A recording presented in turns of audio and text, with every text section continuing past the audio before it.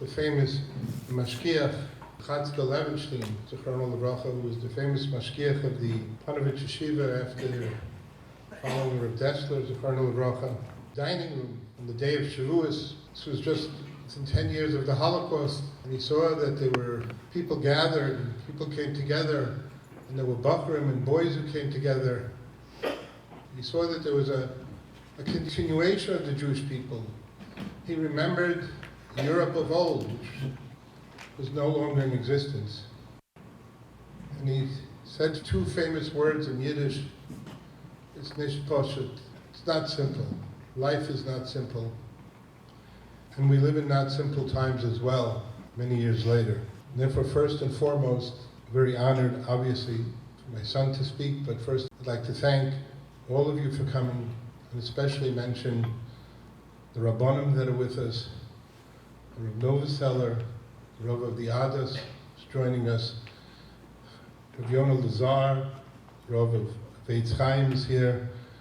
On October 9th in the morning, the first phone call I received on my cell phone was from Mayor Laura. And the command center was already parked in front of the shul. Whatever you need in protection of the Jewish community, I am there for you. And therefore, Mayor Laura, we are honored that you join us tonight. Thank you so much. I ask Rabbi Shimon Kapnick to first begin with Tehillim Kuf Chaf Aleph, Rav Pinchas Novoseller, who's been extremely supportive of those who have children serving in the IDF, who has made trips to Eretz Yisrael. I'd like to ask him if you can share with us some divrei chizuk. Bershus the Rav Demar the Asra, Bershus Rabbi Lazar. And if I can ask for one more warm welcome from Mayor Laura. I received a phone call a little while back, and the phone call was from Gaza. A chayal from the shul calling to ask a question that had bothered him in that morning's Shemona Esrei. He says, as I finished the first bracha, I found myself saying the words, Baruch atah Hashem Magen Avraham. And then it came to mind that when I mention Magen Avraham, I'm including Yitzchok and Yishmael as well. The bracha begins, Elekei Avraham, Yitzchok v'Yaakov. But we only finish with Avraham, which seemingly includes Yishmael. But Yishmael almost took my life last night. I was this close, he tells me. How can I bring myself to say the words Magen Avraham? So in fact, in truth, the Gemara discusses this question, and the Gemara says it's only there to exclude Yitzchak and Yaakov. That's a different discussion. But it does not include Yishmael in the slightest way. But the question did get me thinking. What's the concept of Magen Avraham? What's the special power, the shield, the shmira of Magen Avraham? Let's see if perhaps there's a message here that we can take home with us. I had the privilege of visiting Eretz Yisrael twice over the last few months, and in Mirz Hashem, I'm scheduled for a third trip in Chodesh Tammuz Haba Aleinu L'Tova. I spoke to many hundreds of soldiers at their army bases, displaced families and their children, and Chayalim Ptsuim, wounded soldiers in both Hadassah hospitals. And I heard the same message again and again and again. One common theme. We feel protected and strong because of the Torah. We see unexplainable Hatzlacha and Siyata D'Shmaya, and we feel it's in the merit of the Torah. We saw miracles. We saw our lives being saved. All in the schus of the Torah. And the truth is, the Netziv says, the Netziv of Alozhin writes in his Chumash Hamek Davar, that is in fact the meaning of Magen Avraham. And he writes as follows, Hashem tells Avram Avinu, even in Galus, I promise you a havtacha miyuchad lahagana, specific for protection, that in the schus of the Torah, you nitzolim be'es tzara, they will be saved in a time of danger. And he continues, Ki b'chol hara ha'omor, all the bad and tragedy that exists in the Galus, yesh eitza v'tikva toiva linatzel. Hashem tells Avram Avinu there's still hope. Lahagid li Yisrael eitza, advise the Jewish people that in the following circumstance, listen to these timely words, unbelievable. The Netziv writes as follows, Asher bivoy shoya, when a tragedy, Shoah, disaster hits, it will be the Torah that will be Yored Derech Va'etza Va'esra. The Torah will shine brightly, and it will be in the merit of the Torah. Sheyinatzlu mima'oros rois hametziros. They will be spared from painful and dangerous times. Amazing. Telling us that in times of shaya, of catastrophe, what's the Eitzah? What's our tikva? What's our hope to be spared? Embracing the Torah and its values. The Gemara tells us, and we sung this on Simchas Torah, Ein Shmira Ka-Torah. We say in davening in the Slichas, we turn to the Rebbeinu Shalom and we say we have no Beis HaMikdash, we have no Mizbeach, we have no Aron, we have no Luchos. Ein Lanu Shir, all that we have left is HaTorah HaZois, and of course we know it. But it still takes effort to bekum va'aseh, to internalize. There's V'yadata Hayoim, and then V'hashevoisa Elav Avecha.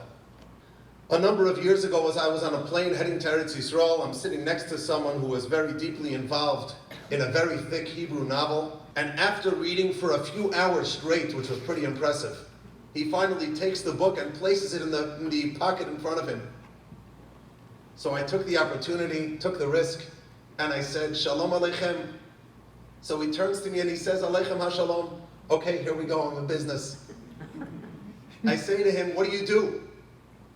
So he turns to me with a look on his face, and he says, Ani Rosh Gedud Shel 500 Chayalim. I'm the head of a unit responsible for 500 soldiers. And we spoke for a few minutes about what that means, the responsibility, the achrayas, what it feels like, and we'll hear this soon, to go out to war. He told me about how difficult it is for him to leave his wife and little baby girl, not knowing if he'll ever see them again. We spoke about what it feels like to lose a soldier. He said he sits by the Shiva just like the parents, crying for a full week after he loses a soldier from his unit. And then after a little while, he turns to me and he says, what do you do? So I says, I'm a yeshiva student. He says, what does that mean, yeshiva student? I said, well, we learn, and then we learn, and then we learn a little more. He says, no, I need minute by minute. And he goes through the entire Seder HaYom of what I told him. There are tens of thousands of Avreichim, of Talmidei Yeshiva and Eretz Yisrael that live this life, learning. We go home for lunch, we come back for a second Seder, we go home for dinner, we come back for a night Seder, and so on. He says, I'm amazed. The media and the press constantly tell us that the whole thing's a fake. It's a phony. It doesn't exist. But here I am talking to you. You look like an Ish Neman, you look like an honest person, and you're telling me that this actually exists. I turned to him and I said, why are you amazed by the life that I live? If not for you putting your life on the line and being out there to protect us, we wouldn't be able to be sitting b'shalom b'shalom. And I promise I'll never say them again.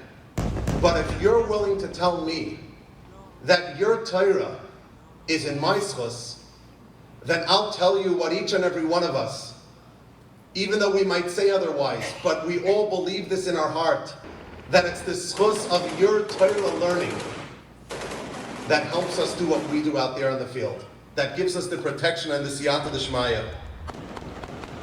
That Jew and many like him, totally disconnected from the Yiddish life that we're familiar with, but they still believe it. It's our obligation not only to believe it, but to live it. It's our obligation to do what we can to be marba b'limud ha'torah for the men, the Nashim Tzidkanias, encouraging their husbands and sons to increase Torah learning. It's the obligation of all of us to put forth effort to live according to the Torah values, b'mesiras nefesh, at least with the same mesiras nefesh that Achenu b'nei Yisrael and Eretz Yisrael have. And as we say this week in Rosh Chodesh benching, Chaim shetehei banu ahavas Torah. We don't just ask for a life of learning Torah, but the Torah should be a part of us, a part of who we are, as individuals and as a family. The Torah is a lashon hara. It should serve as our guide to determine how we act and how we make decisions. And it will be in the schus of HaTorah that we'll all be zeichef to a shmira al yoina in Chutz La'aretz and in Eretz Yisrael, and the special hagana and protection of Magen Avram will be zeichet together to see the Shvuyim brought back home and to see Klal Yisrael brought back home. Hashta b'agolav izman karev v'naymar amen. We all came here tonight to listen to the story of an individual who left his house on October 7th and left his family and left his children. And we came to try to a certain extent, although it's impossible, to feel that pain. To not come home, to not sleep in a bed, to not know if your wife and your children, the next day what it'll be. Tuvia represents the more than 360,000 people who put their life on the line, who don't sleep in beds, don't eat 3 square meals a day, whose wives and their children have no idea and often no communication with them for days at a time. For everyone, he represents one of the beautiful chayalim, those beautiful soldiers who put their life on the line for us. For me, he's my son, and he's my hero. It's a real privilege to be able to be here, to stand here in front of my father, in front of the Rabbanim, in front of the mayor. Thank you so much for coming out. Really means a lot that all of you showed up as well on a Wednesday night at 8 p.m. I'm sure you guys have better things to do, so we appreciate it, and all really does mean a lot. What I'd like to just relive with you guys for the next couple of minutes is my story of Simchas Torah 2023, as well as many others.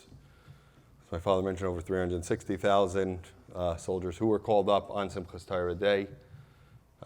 Just give you a little bit of a piece of what we went through and how that was. Simchas Torah night 2023, like the rest of us, I don't think we understood. I personally had no idea what the English date was. Now we all know exactly what the English date was. The next day, we had a beautiful davening in Ramat Beit Shemesh where I live with my family. We finished up the Suda, and we went to bed, not knowing what was being planned just a few miles away from our house, and how our lives will be changed forever.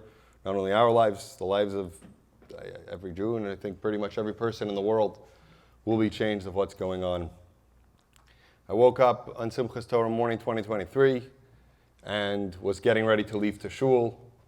Made myself a cup of coffee, was ready. My wife asked me, there's probably many other people have that question, what time do I think dancing will start?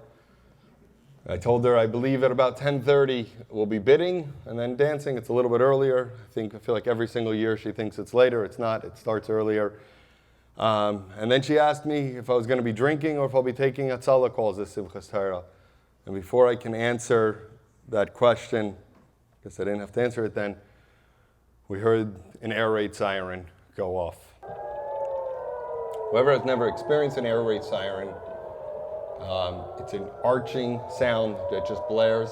Actually, recently, a few months ago, I was in Muncie, right outside of Muncie, with some friends, and they have a volunteer fire department, and an air raid siren went off, and I immediately ran inside to the restaurant, and everyone looked at me like I was crazy.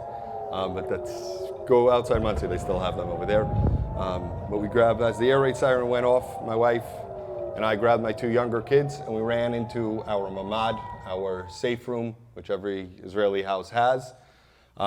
Usually it's just a regular bedroom. In my case, it's my oldest daughter, and in good 12-year-old girl fashion, she was still sleeping.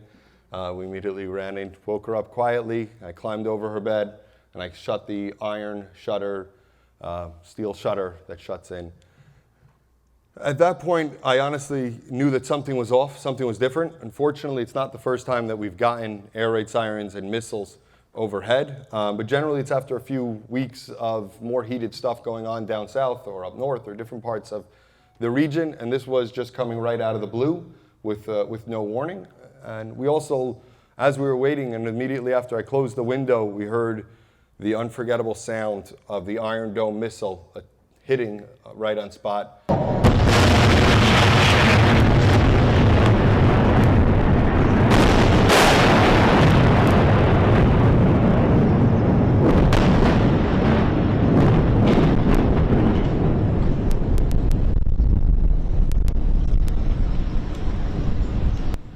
meant two things also. A, this wasn't a false alarm, something didn't get triggered, that this was real, and B, that you got to now really have to listen to the laws and wait 10 minutes because sharp metal is going to be falling out of the skies. We waited the 10 minutes. I grabbed my talus and hoped that it would be a quiet day, and it was just one faulty one that went off or whatever it was. Before I can get out of my building, there was another siren, and I immediately ran back into my building, into the stairwell. I wasn't going to be able to make it into my apartment so you stand in the stairwell, the same thing. Heard the air raid siren here, heard the Iron Dome crashing into it. It's like being in a movie. You hear it right above your head, and you hear the crash of it coming down, which obviously we started realizing something was more and more serious and going on. We went to shul, and it was very, very surreal. Every 20 minutes, 25 minutes, another siren. We ran back in, you'd run back to the safe room. After, a few of them, rumors started coming around. This person heard from this person had a worker by their grandparents. Somebody mentioned to me that there were 50 killed and 10 people taken hostages. I remember telling my friend, "You're out of your mind. That would never happen. That can never happen. You're crazy. I don't know where you're getting information from. We'll be okay."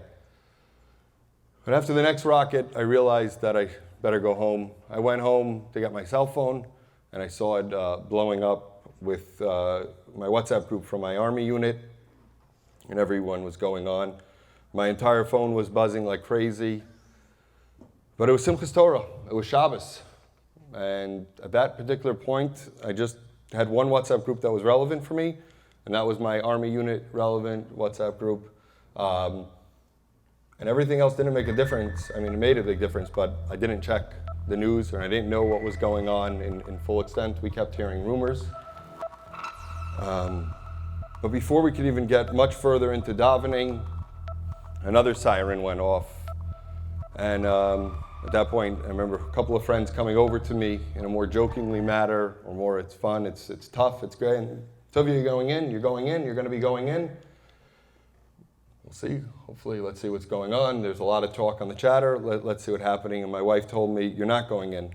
After a few minutes, I took my wife to the side and to let her know that better, I guess, to prepare a little bit. But I'm going to be going in any minute now. Units are being called up.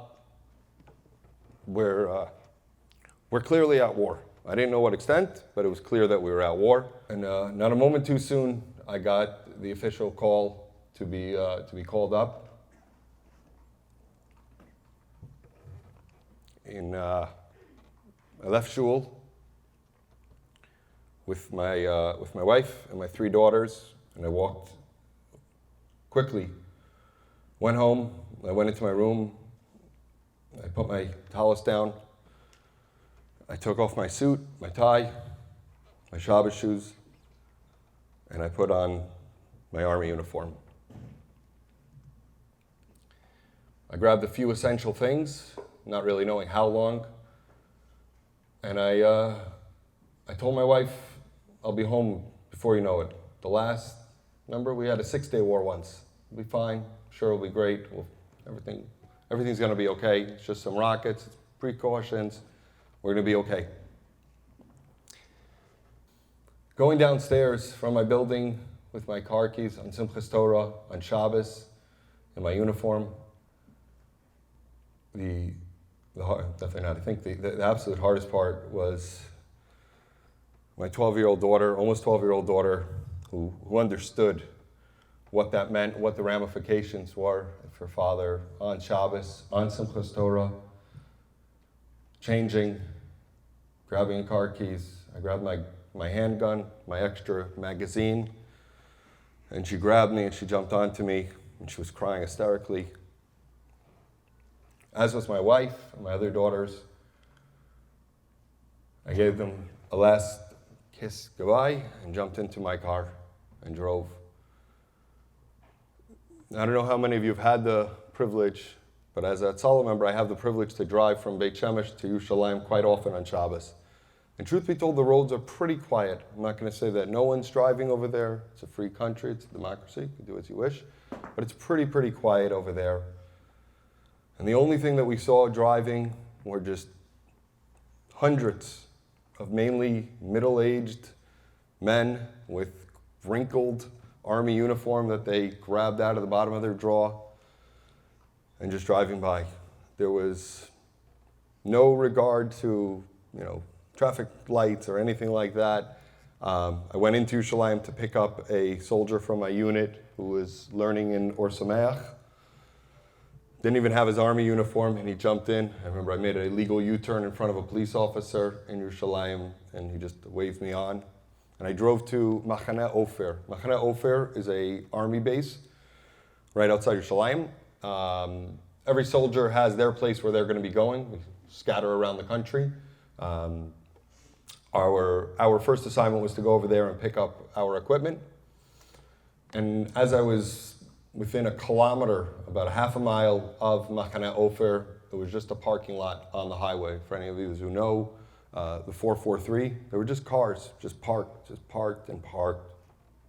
Someone's going to steal your car, crash your car. It wasn't relevant. It didn't make a difference. Cars wasn't important. There were just more and more rumors were coming in. This is still, for me, I have not the full extent of what's going on. I didn't listen to the news, as it still was Shabbos and Simchas Torah.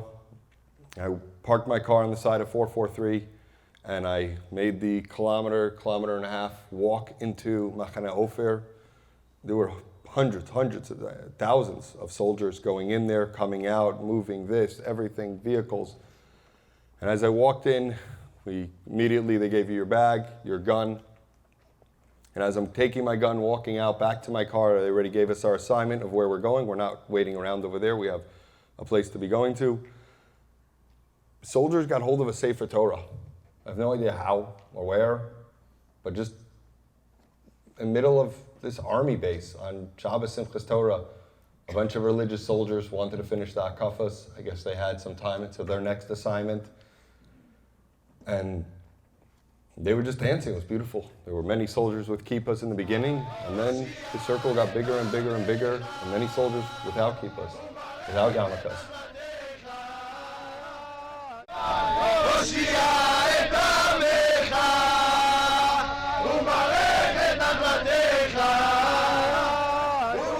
I still remember there were all these female soldiers, not milumnikim, not reservist, like active duty, just watching on the side, of smile, crying. It was an extreme scene to be seen.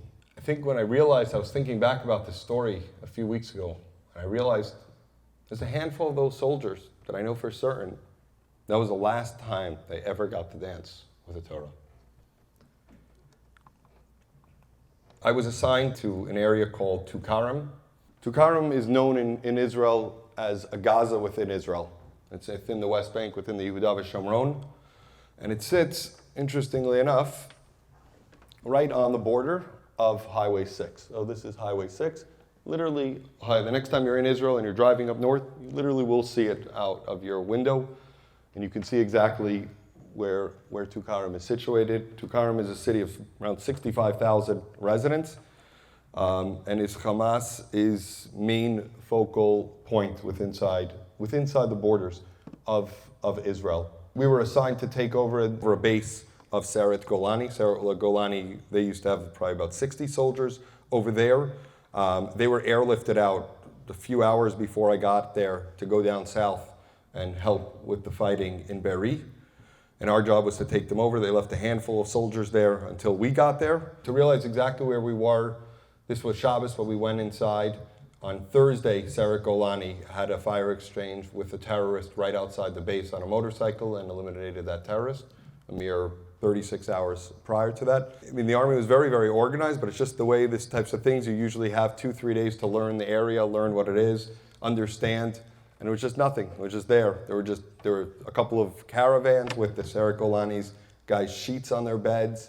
We rolled up their sheets, we rolled up their pillows, put them under their beds. And we were about 200 soldiers, whoever got a bed, got a bed. Whoever didn't for the first few days slept in their car, slept on the floor. I mean, honestly, most of us didn't sleep. We understood exactly what was going on at that point, and we were in an active war. There was food there were 60 Seret Golani guys there. We were 200. So whatever food was there quickly finished. And the Yishuv avnei chefetz, and people brought over their leftover Shabbos food, their leftover Simchas Torah, just gefilte fish, chicken, some rice, and this, and that's more or less, and some canned tuna. That's what we ate for the first few days of it. It was a surreal feeling of just people giving their food. Our job was, like I said, to secure these yeshuvim and to start doing offensive missions with inside Tukarim. I'm not going to go into all the details of what we did inside of Tukarim and what we also did inside of Jenin, but we would go in there for days on end, which meant no cell phones, no understandings, no anything, and did what we needed to do, try to make the place a little bit of a safer place.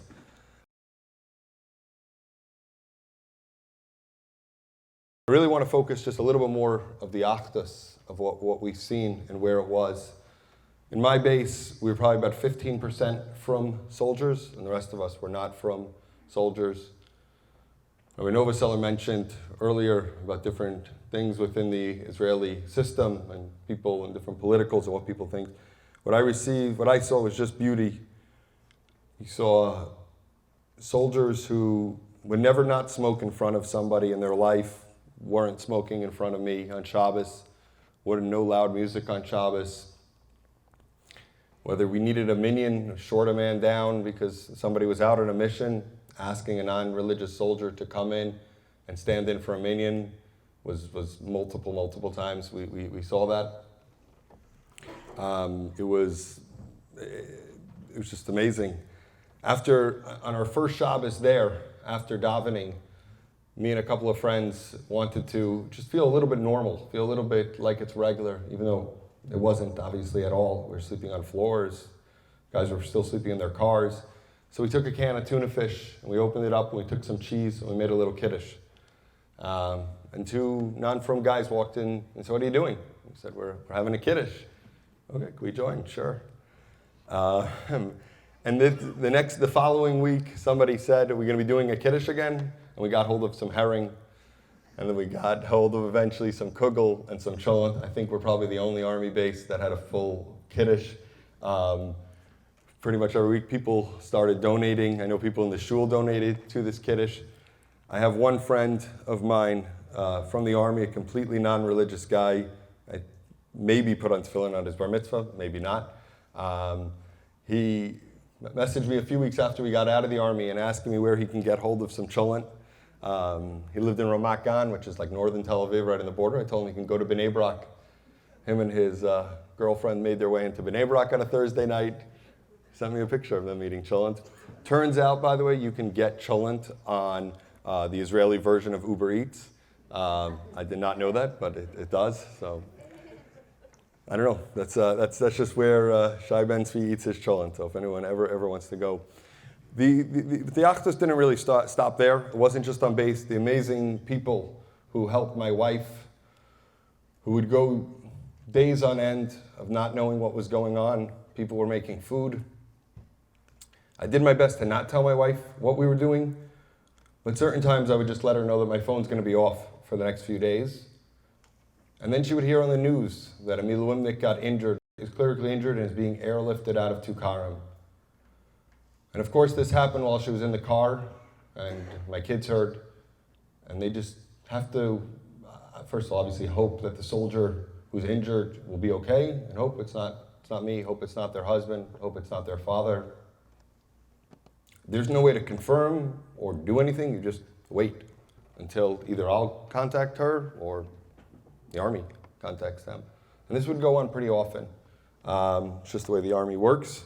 Just remembering the different Achdus stories. I spoke to my wife on Erev Shabbos, the Shabbos after October 7th. I mentioned to her, I don't know what we're going to do about the sukkah. My sukkah was still up when I left.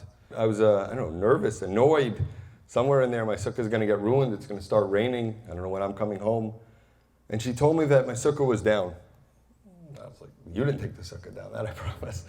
And my daughters definitely didn't. She told me the most beautiful story in the world. 2 days after October 7th, 2 teenage Bachrim knocked on my door and said they heard that not many people in my neighborhood are in Miluim, and they knew that I was, and they noticed that my sukkah was still up. They asked my wife if they could take it down. No organization, no yeshiva, no Hatzalah, no Chaverim, no big fundraiser, just two Bachram walking down the street, just doing their part.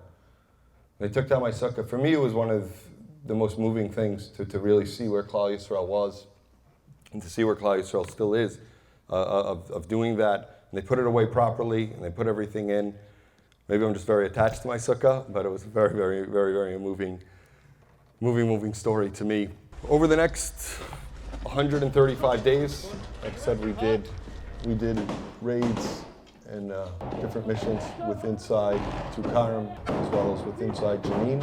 Raids like these are very complicated, very dangerous. I know a lot of the news focuses on Gaza and focuses on the north, but Tukarim, Jenin, these cities, you can go home, you can Google it, are as if they're regular cities with inside Gaza, inside the borders of Israel. After 135 days, I was, Baruch Hashem, released to go home until further. My wife's not here, but I do have a date of when we'll be going back. We're not going to say it now and see if it happens earlier or not. But unfortunately, not everyone does get to go home. Many people throughout the times, they don't make it. They don't get to. That's my story. I appreciate you all coming out. I think one thing, if I can leave with one little message, is come visit Israel. Come do it. Let's support it. It's important. I'm not gonna, there's fundraisers, there's things. People have asked me where they can donate, what they can donate. I'm not here to speak about that. You can do your own research, but come to Israel. Come on, visit. It's important. It shows that it really does help. When we get donations of kiddushes and bulletproof vests and boots and just the amazing things that the From community sent, it makes a huge, huge difference. And not only on a physical level, on an emotional level for soldiers who don't speak a word of English, fighting, and some not making it, understanding that there are Jews in America who are doing everything. So come and visit. Thank you so much, everyone. I want to just end off with one little video.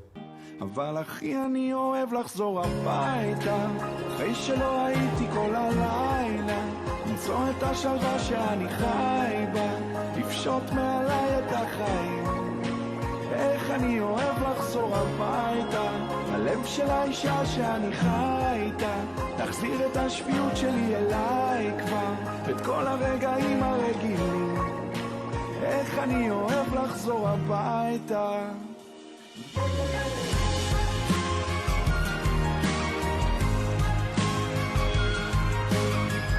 I just want to mention something that Tuvia did not mention.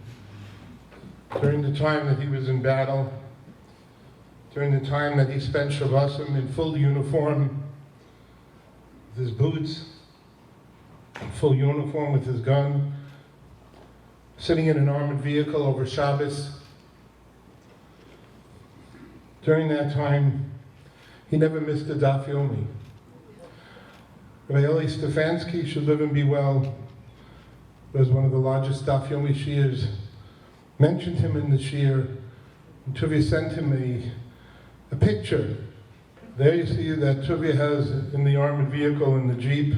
He's listening to Rabbi Stefanski not to miss the daf yomi during that time. But Tuvia, we can't get anything more authentic or more genuine. We just have to go down to David HaMelech himself. In Perek Yud Ches, when David sings to Hashem, V'amanatzeich le'ever Hashem, leDavid, asher diber la'Hashem, es divrei hashira azos. David HaMelech sings to Hashem. And what song does David sing to Hashem? He sings to Hashem, Melamed yadai le'milchama, v'nasata keshes nechushas ro'osai. You taught my hands to do battle. And you put the bow, the arrow, the gun, the M16 in my hand to help protect the Jewish people. That's the song of praise that David HaMelech retained and gave us forever and ever. They say over in the name of the Satmarov, Zichrono Livracha, For a very short time after World War II, he was in Eretz Yisrael. Eventually, obviously, he would come to these shores to Brooklyn. And they asked him when he left Eretz Yisrael, who can they go to for a bracha? Who can you ask for a bracha? And the Sabbath Rav says, when you go to any shul, it doesn't make a difference if it's a shtibel in Mea Shorim. It makes no difference if it's a Young Israel in Pittsburgh. It makes no difference if it's the Avos in Passaic. But you watch and you see a person, and as they're rolling up their sleeve to put on their tefillin, if you see those blue numbers tattooed on their arm, if you see those numbers tattooed on their forearm, that's the person you should go ask a bracha. And one chassid had the audacity to ask the Satmarov, but Rebbe, I know one of these men. He's in my shul. He's clean shaven. He's not Hasidish. I don't even know his level of Shmiras HaMitzvahs. You obviously did not mean him. And the Rebbe rebuked him very strongly, as the Satmar Rebbe's wont was. And he said to him, you don't understand. One of the greatest events which evoked rachamim, which evoked mercy in our history of our people, was Akedas Yitzchak. Was Yitzchak Avinu when Isaac was bound onto the altar. Because Yitzchak was willing and ready to give his life to Hashem. Said the Satmarov, this person was also willing and waiting, and if necessary, was going to give his life to die al Kiddush Hashem. So the idea is very simple. If the Satmarov said a person in the Holocaust who totally against his will, totally not wantingly, and certainly not willingly, but nevertheless was placed against his will on the altar to possibly lose his life, to sanctify the name of Hashem, how much more so is that person who willingly, voluntarily, leaves the comfort of his bed, leaves the air-conditioned surroundings of his base medrash, leaves the coffee clans of the Daf Yomi room to willingly give his life, if necessary, for Kiddush Hashem. And therefore, Tuvia, in the name of the almost over 360,000, there's nothing I can imagine in my life that can raise to the level of putting your life on the line to the continued existence of the Jewish people in the exact same way as David HaMelech did so many years ago. We give you a bracha, Tuvia, and you and the other hundreds of thousands of, as we speak this moment, who are in life-threatening situations. We ask HaKadosh Baruch Hu to do that they should be blessed, Malamid Yadai L'Milchama, that their hands should be strong in battle.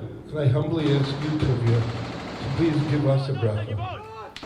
Because you are one of those great people, as the Satmar Rebbe said, who was willing to put his life on the Mizbeach of Hashem for the sake of the Jewish people. I'd like to ask Rabbi Yonah Lazar to conclude with Tehillim 130, and then we should together sing in unison.